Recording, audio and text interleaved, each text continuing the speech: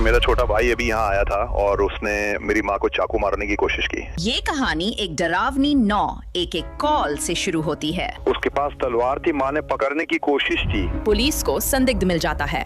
मैं आपको आसान निर्देश दे रहा हूँ, अपने पैर फैलाइए। और वे एक सीरियल किलर के भ्रमों के बारे में जानते हैं। मैं अंजेटा लेवी हूँ और ये है क्राइम फिक्स।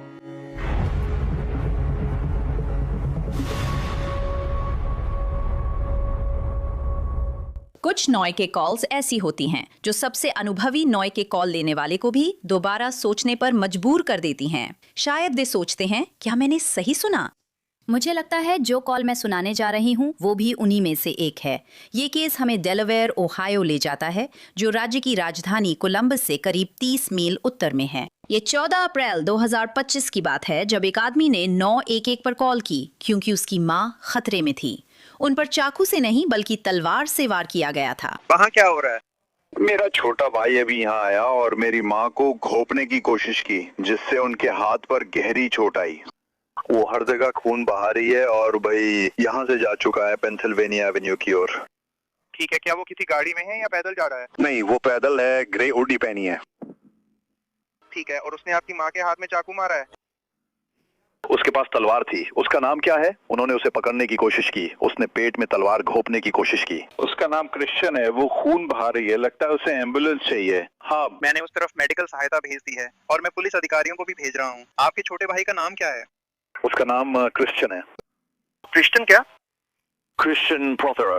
डेलावेयर पुलिस अधिकारी गाड़ियों में कूदकर मौके की ओर भागे। ये बहुत डरावनी कॉल थी। कॉल लेने वाली ने क्रिश्चियन प्रोथेरो के भाई से बात जारी रखी, जो अपनी मां को लेकर चिंतित हैं। क्या उसके पास अभी भी तलवार है?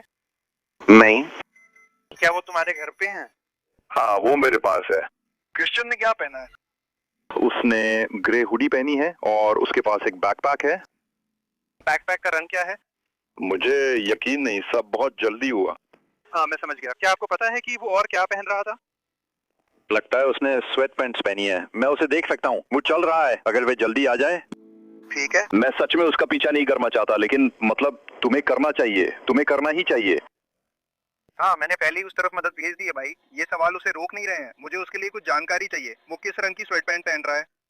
मुझे नहीं पता, शायद वो भी ग्रे हैं। ठीक है, क्या आप अभी भी उसे देख सकते हैं? हाँ, वो सड़क की तरफ है, मतलब मैं नीचे देख सकता हूँ और फिर वे दीवार के साथ नीचे जा रहे हैं, तो मैं देखने की कोशिश करूंगा कि वो किस दिशा में जा रहा है। मैं हेल्थ फोन पर हूँ। वो कितने साल का है? वो 28 साल का है। उसका अंगूठा सुन्न हो गया है। मेरी तरफ से मदद रास्ते में है। वो लोग जितनी जल्दी हो सके वहाँ पहुँच रहे हैं। ये सवाल समय बर्बाद नहीं कर रहे हैं। ये बहुत बुरा है, उसका हाथ भी बुरी हालत में है। बस एक साफ सूखा कपड़ा या तौलिया लें और उसे लगाएं। उसके दूसरे हाथ पर भी एक है, ठीक है? सही है, उसे कभी मत हटाओ। भीग जाए तो कपड़ा जोड़ दो, लेकिन उठा के मत देखो। ठीक है। इसे मत देखो, इसे मत देखो। कपड़ा वही रहने दो। हम चाहते हैं कि वहाँ खून का थक्का जम जाए। कपड़ा मत हटाना। क्या तुम अभी भी उसे देख रहे हो? नहीं, वो गली के आखिर में चला गया, इसलिए मुझे नहीं पता कि वो मैदान दाएं या बाएं गया। ठीक है, तुम्हें यकीन नहीं है कि वो गली के आखिर में कहाँ गया? नहीं, मुझे यकीन नहीं है।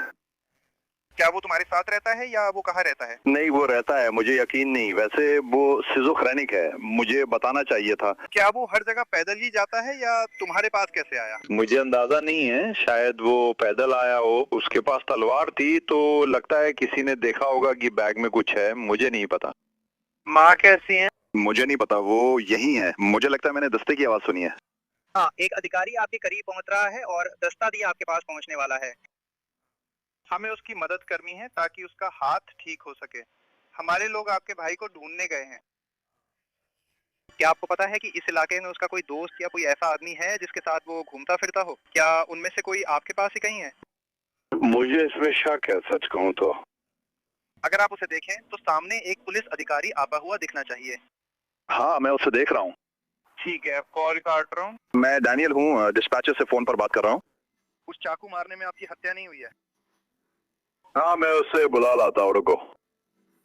मेरा मतलब है उसे डॉक्टरों की जरूरत है ना? हाँ, उसका हाथ बुरी तरह घायल है। पुलिस और आपातकालीन चिकित्सा कर्मी जल्दी घर पहुंचे, लेकिन उन्हें क्रिश्चियन प्रोथेरो भी ढूंढना था। वो आदमी नहीं है, हमें नहीं पता। वो ऐसा था। क्रिश्चियन के भाई ने डिस्पैचर्स को बताया कि वो अपनी माँ के घर तलवार लेकर आया था और वो सिजोफ्रेनिक हैं। वे क्रिश्चियन को ढूंढ लेते हैं। वो रहा।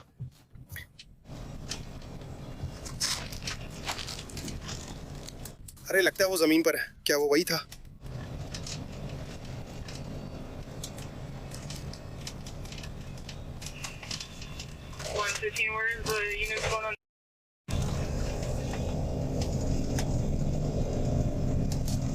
वे सोवियत छोड़ की तरफ जा रहे हैं। ठीक है, वो हिरासत से बाहर आ गया है। क्या आप संशोधित कर सकते हैं? वो 21 साल का है, मैं संभाल लूंगा। वो बस कहीं पीछे है। लो हो गया, शायद वो रास्ता। टेलीफोन सूचना ट्रैफिक। डिप्टी के पास संदिग्ध कैदी है, वह हिरासत में है। हाँ।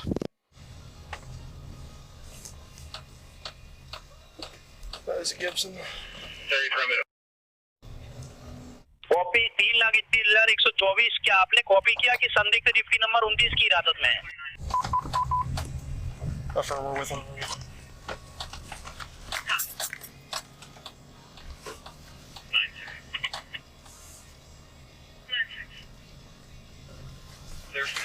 मैं स्टेशन जा रहा हूँ और चार्ज लूंगा। अरे दोस्त, मैं तुम्हें आसान निर्देश दे रहा हूँ। अपने पैर फैलाओ, अपने हाथ जमीन पर रखो। उसे अलग रखो, साथ मत लाओ। तुम क्या कर रहे हो? तुम किस बारे में बात कर रहे हो? मतलब कार स्टार्ट करना। Car, okay? मेरे पास कुछ भी नहीं, आईडी भी नहीं है। मैंने सब कुछ खो दिया, हमने सब चुरा लिया। इस कारण उसका दिन खराब है। मुझे अपना असली नाम याद नहीं क्योंकि किसी ने मेरी आईडी चुरा ली। मेरा बैग ले लो। हाँ, ले लो, ये लो।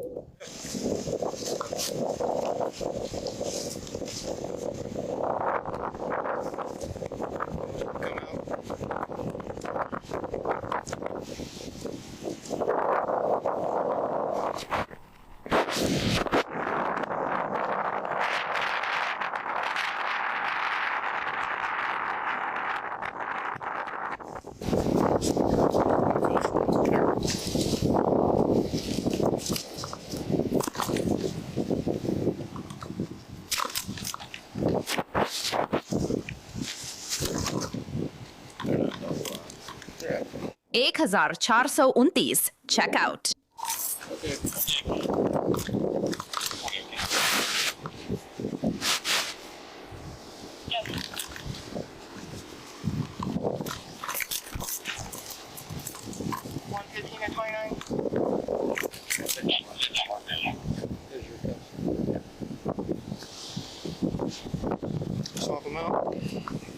ठीक है, मेरे लिए वहीं रुको। वो रहा 01।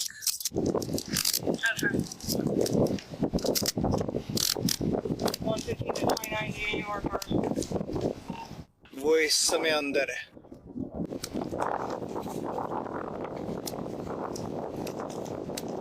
वो इस समय है। जो भी कार है 17 नंबर ले लो और मुझे जी से कोड 8+ पे उतार दो।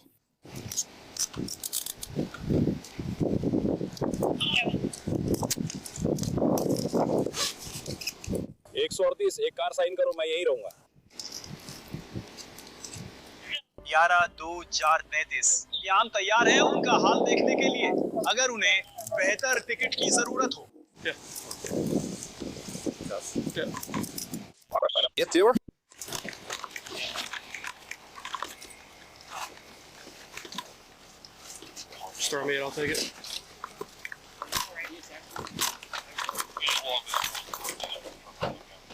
आपको पता है किसी को पोस्ट पर चोट लगेगी?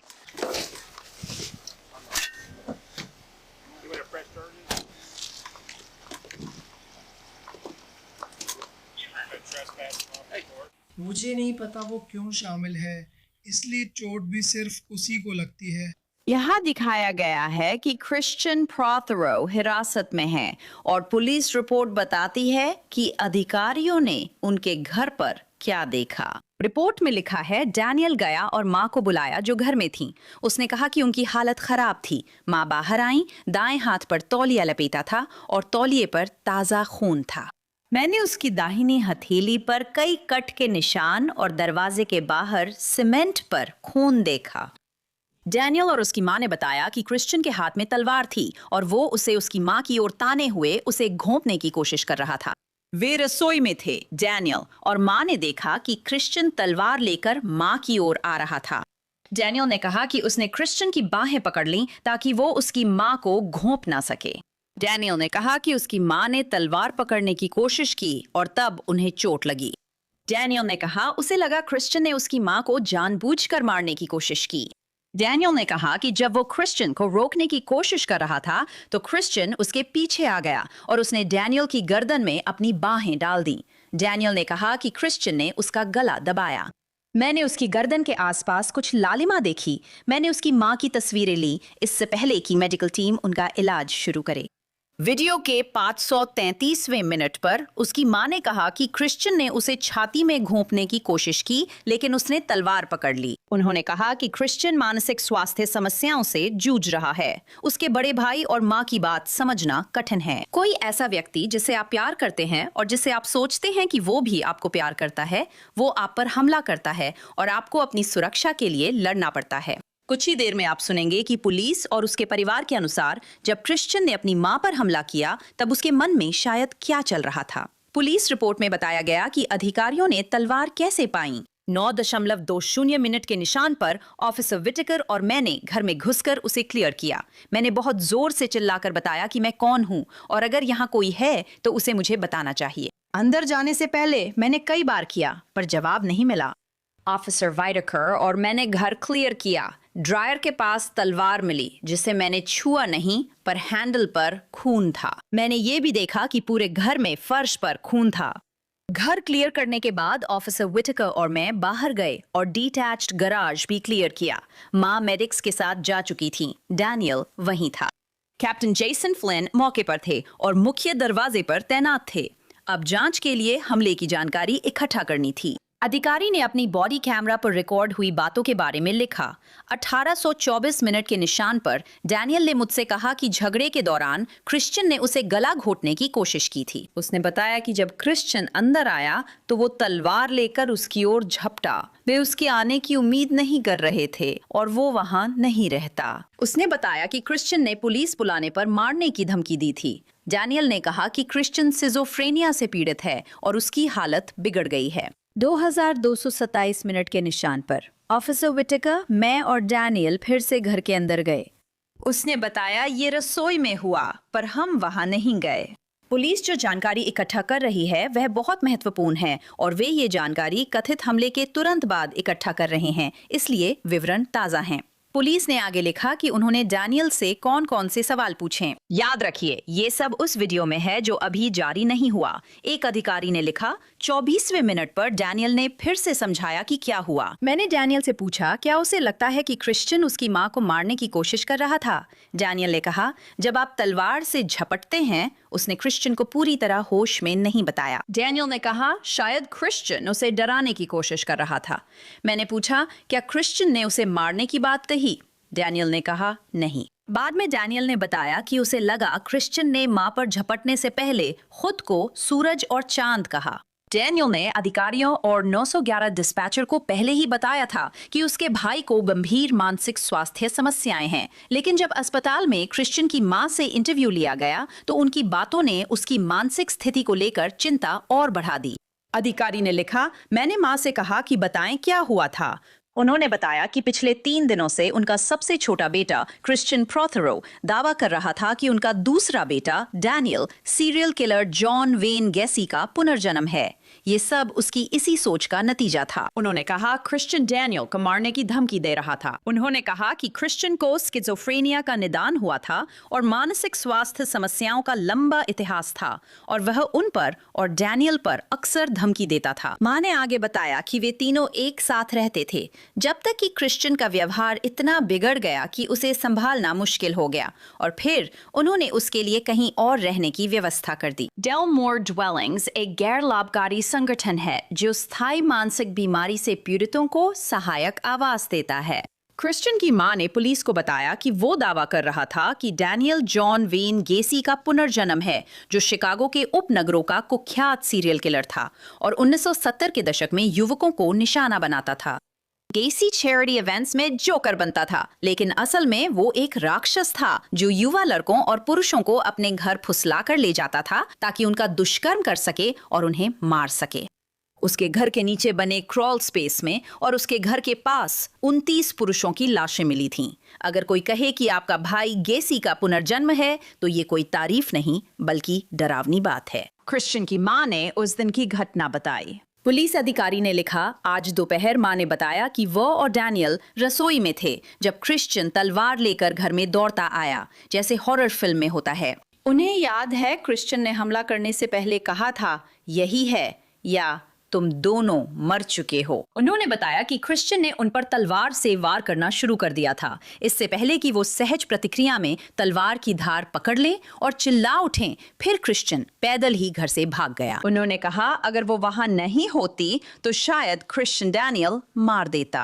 मैंने मां और उनकी चोटों की तस्वीरें ली और लिखित बयान भरवाया। उन्होंने इस घटना से संबंधित अपने मेडिकल रिकॉर्ड जारी करने के लिए अपनी लिखित सहमति पर भी हस्ताक्षर किए। अधिकारियों ने क्रिश्चियन प्रोथरो को हिरासत में लिया, लेकिन अंदाजा लगाइए वे उसे कहां मिले। पुलिस को फोन एक गोल्फ कोर्स से आया था। क्रिश्चियन वहां था और कॉल करने वाले ने कहा कि वो अजीब व्यवहार कर रहा था, तो वे उसे गिरफ्तार करने गोल्फ कार्ट्स के पास पहुंचे। यहाँ गिरफ्तारी के समय की बॉडी कैमरा फुटेज का बाकी हिस्सा है। खैर, एक पल के लिए तो ये काफी मजेदार था।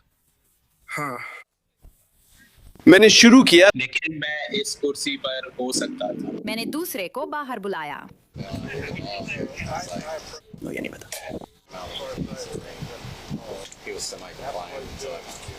मुझे नहीं पता।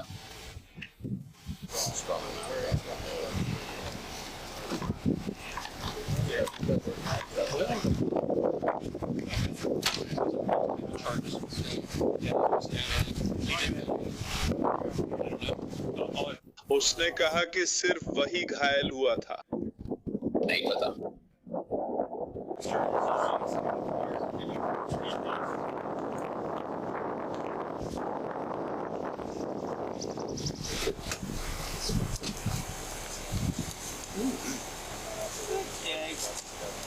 ट्रे, तुम्हारा फोन कहाँ है? वो यही है।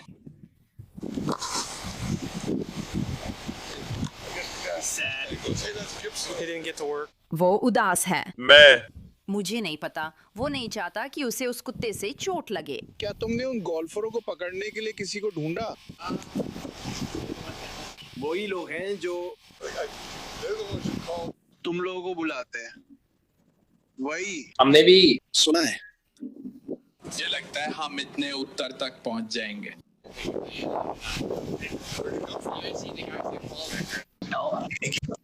उसको देखा होगा, आदमी पर हमला हुआ, पर मामला फिलहाल रुका हुआ है। 5 मिनट पहले मैं वॉकर में था, हम सब यहीं थे। क्रिश्चियन प्रोथरो को गिरफ्तार कर गंभीर हमले और घर में घुसकर चोरी का आरोप लगाया गया। उनकी सुनवाई फरवरी 2026 में थी, लेकिन तारीख रद्द हो गई क्योंकि क्रिश्चियन प्रोथरो ने अपनी मां पर तलवार से हमला करने के आरोप को स्वीकार कर लिया। अब मुकदमे की जरूरत नहीं थी, मामला पक्का था। जज ने क्रिश्चियन प्रोथरो को 2-3 साल की जेल और काउंटी जेल में पहले से बिताए गए 303 दिनों का क्रेडिट दिया। प्रोथरो अप्रैल 2027 में रिहा हो सकते हैं। क्राइम फिक्स का यह एपिसोड यही समाप्त होता है। मैं अंजरा लेवी, साथ देने के लिए धन्यवाद। याद रखिए, आप हमें हमेशा YouTube पर देख सकते हैं। आप Spotify पर भी देख और सुन सकते हैं, तो वहां भी हमें जरूर देखें। मैं अगली बार आपसे फिर यही मिलूंगी।